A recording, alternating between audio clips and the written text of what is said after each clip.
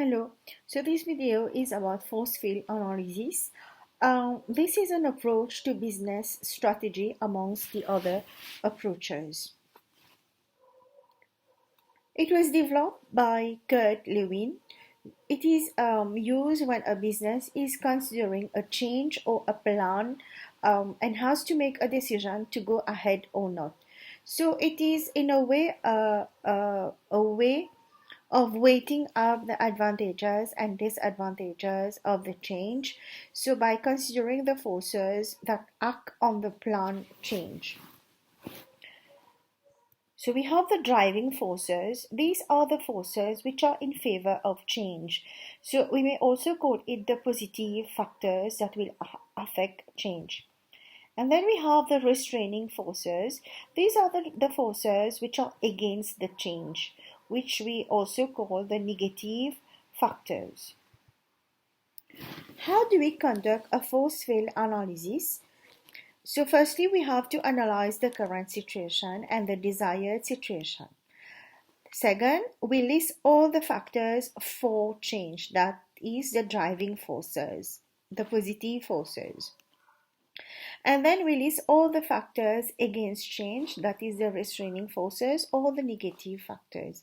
Then what we do, we allocate numerical score to each force life, for example, 1 which represent extremely weak and 10 which represent extremely strong. The chart forces on the diagram, so in the right hand side we will have the driving forces, and in the left hand side we will be having the restraining forces. Then what we do, we total the score and then decide whether the decision is really viable. So this will help to make the decision.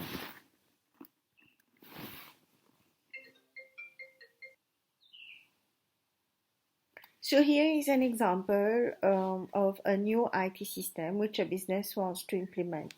Now, on the left hand side, we have the forces for change. The forces for change, that is the driving forces. For example, it will help to increase administrative efficiency. So we have allocated score to that. So here this is free. Improve customer service, free. It will help the business to improve its internal communication. This is 2. Improve supplier communication. This is 2. So when we add up all the driving forces, 3 plus 3 plus 2 plus 2, we get a total score of 10. On the left hand side, the score is 10, and then on the right hand side we have the forces against change, that is the restraining forces. For example, the cost of IT and training is going to be costly, so here we have given a score of 4.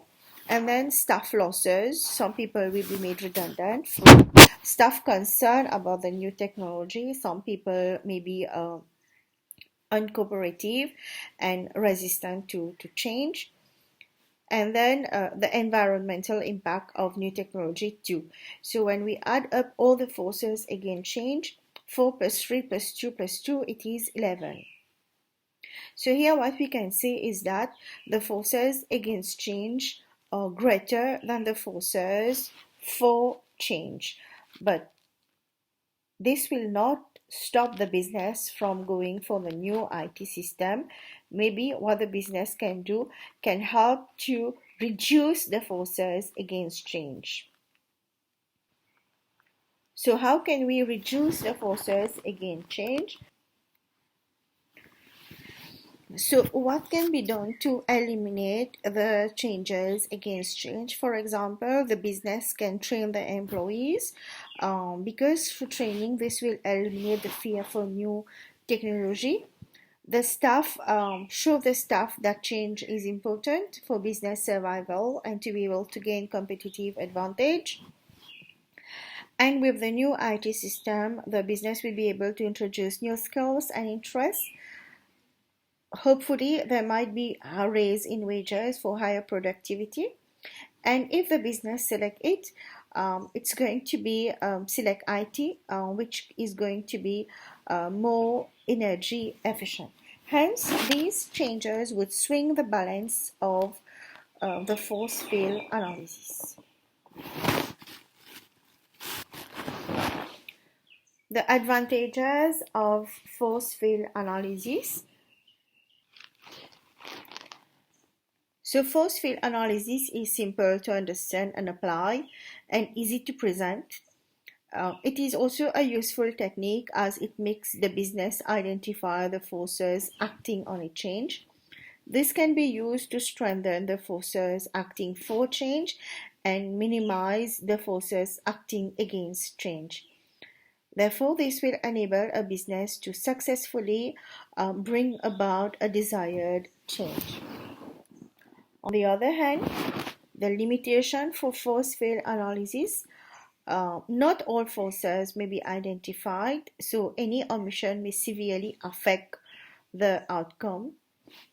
In addition to the scores given to each force have to be based on a subjective judgment, which may be little more than opinion.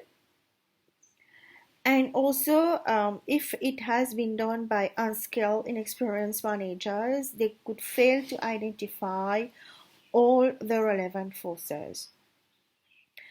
Therefore, the overall outcome of the analysis may therefore not be based on real evidence and so may not be really reliable. Force field analysis must be used with care and alongside other techniques. So that was a small presentation on force field analysis. Hope it has been useful to you. Thank you.